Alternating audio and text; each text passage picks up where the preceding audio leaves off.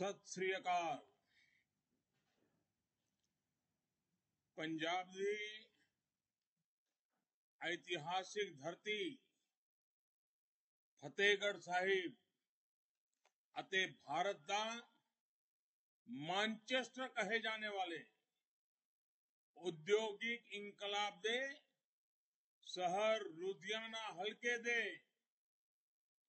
कोने तो डिजिटल माध्यम ਨਾਲ जुड़े भैणों ਅਤੇ भराओ,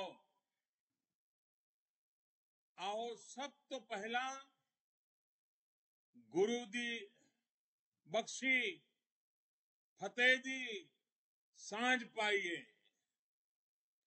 वाहेगुरु जी का खालसा, वाहेगुरु जी की फतेह। सब तो पहला मैं गुरुपुत्रा दी धरती नू कोटन कोट प्रणाम करता हूं। छोटे साहिबजादों बाबा जोरावर सिंह और बाबा फतेह सिंह की शहादत पीढ़ियों को प्रेरित करने वाली है। ये मेरा सौभाग्य है कि साहिबजादों के त्याग को मान देने का अवसर मुझे मिला, हमारी सरकार को मिला। देश की रक्षा को सबसे ऊपर रखना, देश को सबसे आगे रखना, यही पंजाब की पहचान रही है। बीजेपी और एनडीए की ये परंपरा रही है, वो राष्ट्र भक्तों के साथ हमेशा खड़ी रहती है, उनके सम्मान की हर पल रक्षा करती रहती है। इसलिए पंजाब की परंपरा, पंजाब के विरसे को सच्ची नीयत के साथ आगे बढ़ाने का काम सिर्फ और सिर्फ भाजपा और एनडीए कर सकती है। साथियों, पंजाबियत के लिए, सिख परंपरा के लिए काम करना मेरे लिए वो सेवा का काम है, मेरा सौभाग्य है। कुछ लोग हमेशा सिख परंपरा के विरोध में नजर आएंगे,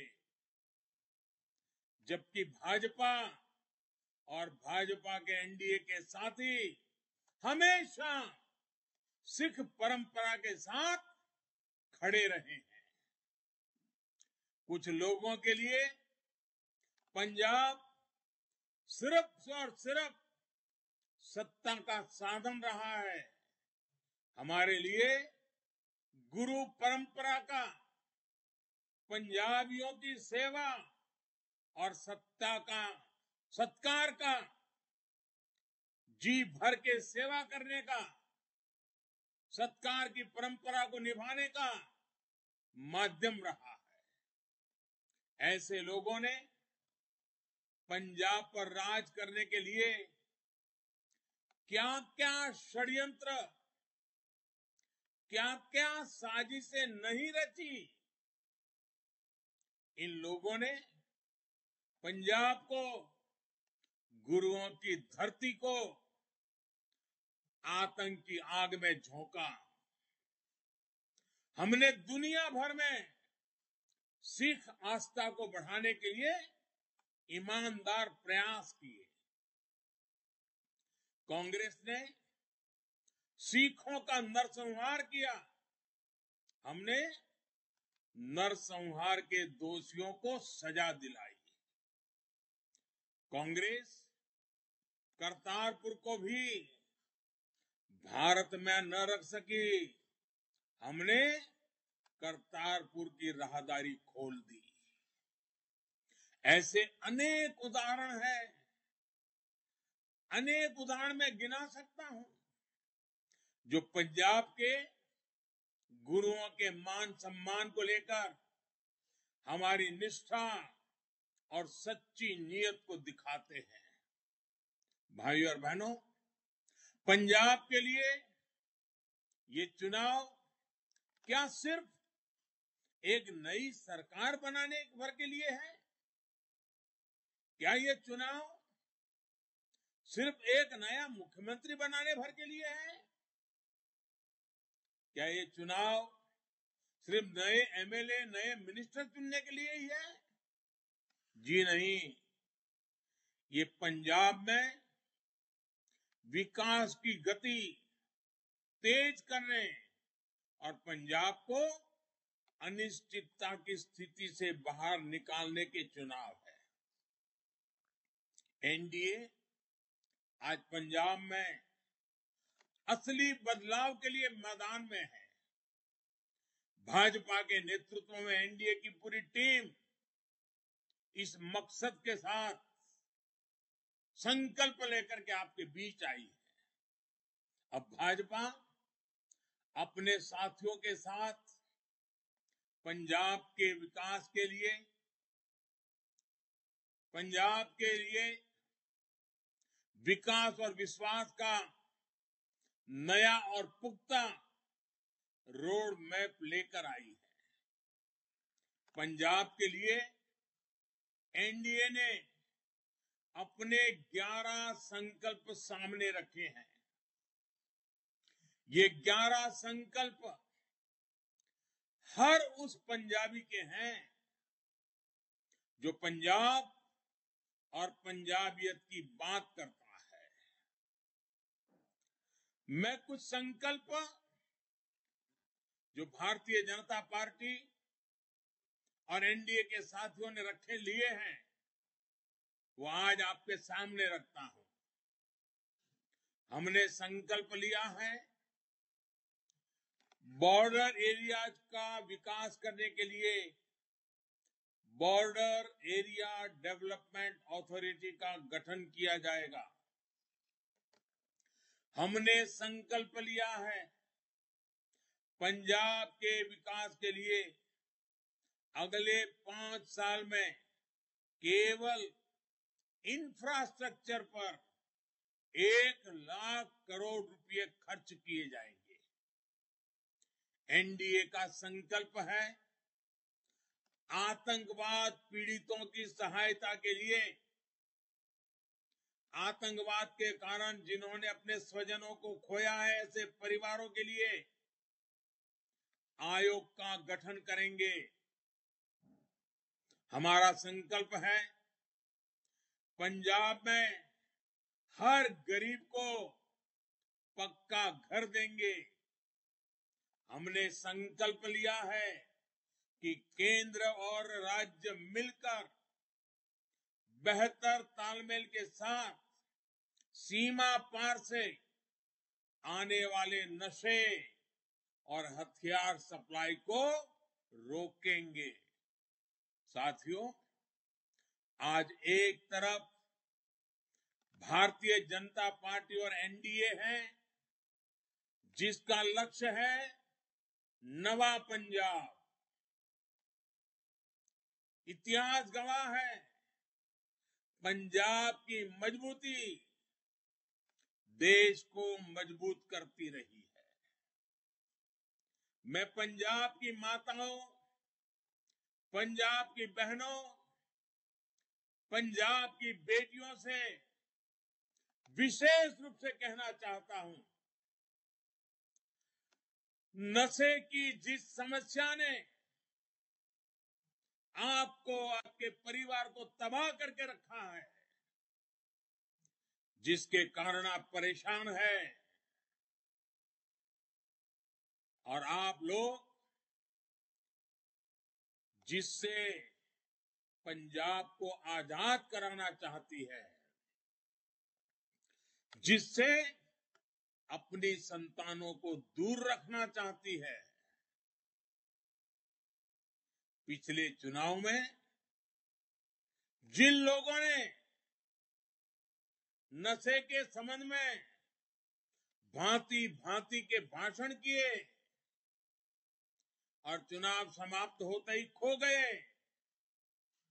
उन्होंने आपकी तो मदद नहीं की, उल्टा इस कमी को, इस बीमारी को दिल्ली के नौजवानों तक पहुंचा दी।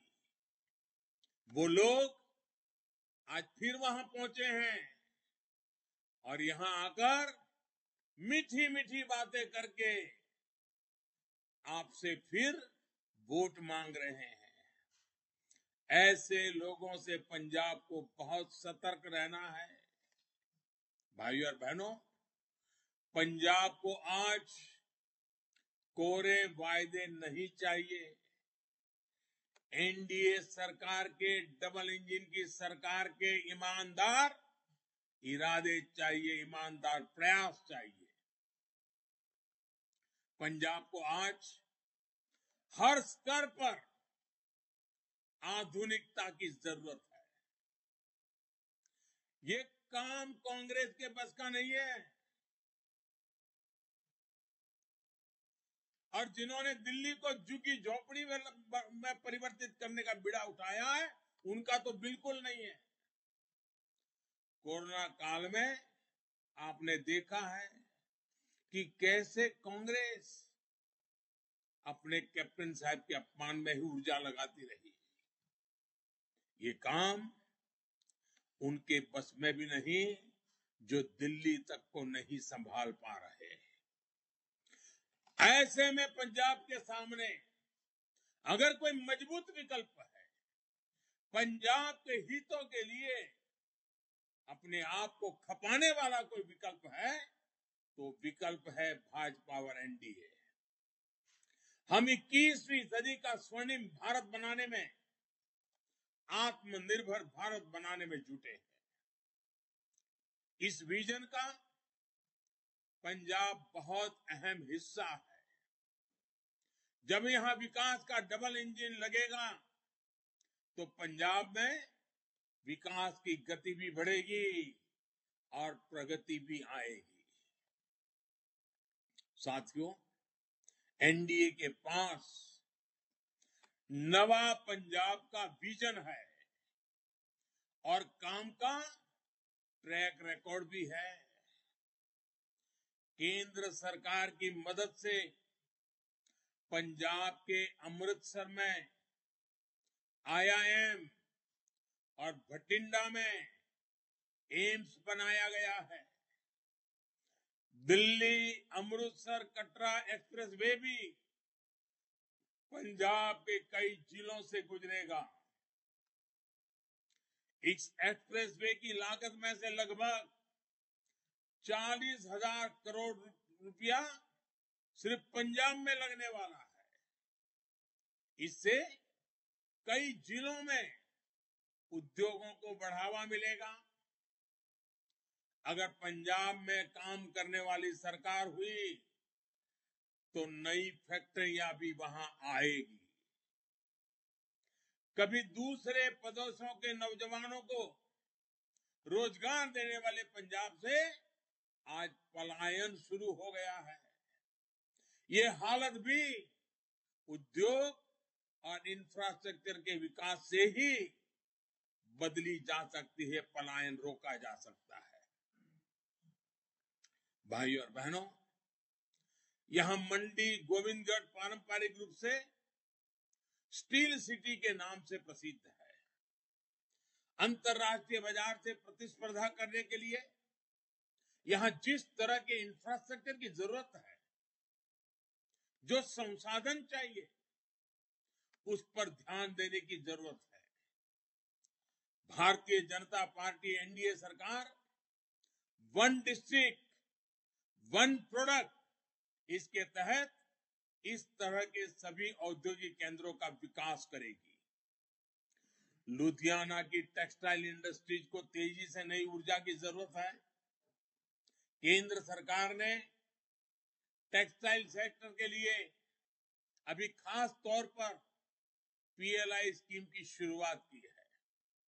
इस योजना के तहत टेक्सटाइल मैन्युफैक्चरिंग को बढ़ावा देने के लिए इंसेंटिव दिया जाएगा। एनडीए सरकार जब यहां बनेगी तो ऐसी योजनाएं तेजी से लागू हो पाएगी जो पंजाब का कल्याण करेगी, पंजाब को विकास की नई ऊंचाई देगी। साथियों, पंजाब की खेती ने भारत को हमेशा ताकत दी है, लेकिन जो दल बरसों तक पंजाब की सत्ता के केंद्र में रहे, उन्होंने पंजाब के किसानों को क्या दिया? पंजाब के किसान को कर्ज से, बंजर होती जमीन से, कैंसर देने वाले पानी के पीने के पानी से मुक्ति देने का इन दलों के पास कोई रोड मैप ही नहीं है। पंजाब के किसानों को चाहिए बीज से बाजार तक आधुनिक व्यवस्थाएं। पंजाब के किसानों को चाहिए आधुनिक कोल्ड स्टोरेज, फूड पार्क और फूड प्रोसेसिंग के उद्योग। पंजाब के किसानों को चाहिए अपने उत्पाद एक्सपोर्ट करने के लिए बेहतरीन कनेक्टिविटी। इन सभी क्षेत्रों पर हमारी डबल इंजन की सरकार और तेजी से काम करेगी। साथियों, पंजाब के किसानों का खेती पर होने वाला खर्च कम हो, इस बजट में भी हमने फर्टिलाइजर सब्सिडी के लिए रिकॉर्ड राशि का प्रावधान किया है। भाइयों और बहनों, आज पहली बार पंजाब में एमएसपी पर रिकॉर्ड खरीद के साथ यहां के किसानों को इसका पैसा सीधा बैंक खाते में भेजा जा रहा है। 2014 से पहले के 7-8 सालों में पंजाब के किसानों को धान की फसल के एमएसपी के रूप में लगभग 1 लाख करोड़ रुपया मिले थे। पुरानी सरकार की मैं बात कर रहा हूं, 7 साल में 1 लाख करोड़, जबकि हमारी सरकार के दौरान 2.25 लाख करोड़ रुपए के करीब करीब पंजाब के धान किसानों की जेब में गया है।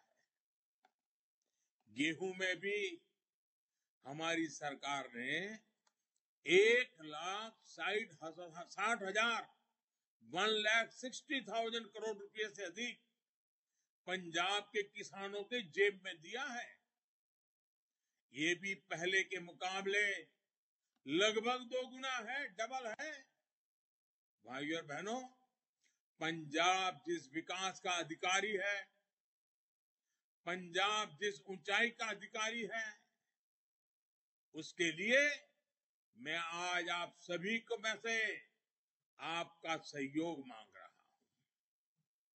समानता और साझीवालता की जो सीख हमारे गुरुओं की है, उस पर चलते हुए हमें नवे पंजाब के निर्माण के लिए जुट जाना है। आत्मनिर्भर भारत के लिए एक सशक्त पंजाब का निर्माण बहुत जरूरी है। इसलिए आपको सबका साथ, सबका विकास वाली सरकार को चुनना है। जो लोग पंजाब को अस्थिर करना चाहते हैं, उनसे आपको सतर्क रहना है। मैं विशेष रूप से अपने नौजवान बेटे बेटियों से आग्रह करूंगा, ये आपके भविष्य के लिए सही फैसले का समय है। इस समय को हमें गंवाना नहीं है। हम मिलकर नवा पंजाब बनाएंगे। इसी विश्वास के साथ मैं फिर एक बार आप सबको बहुत बहुत शुभकामनाएं देता हूं। इस बार तो मैं वर्चुअली आपसे नमस्कार कर रहा हूं, लेकिन अभी जब इलेक्शन कमीशन ने कुछ सुविधा घोषित की है, उसको ध्यान में रखते हुए कुछ दिनों के बाद मेरा पंजाब आने का कार्यक्रम जरूर बनेगा। पंजाब की मिट्टी को माथे पर लगाने का अवसर मिलेगा। पंजाब के मेरे प्यारे भाई बहनों का दर्शन करने का सौभाग्य मिलेगा और हम सब मिलकर के नवा पंजाब के संकल्प को पूरा करने के लिए जी जान से जुट जाएंगे। आप सब दोनों हाथ ऊपर करके मेरे साथ बोलेंगे, भारत माता की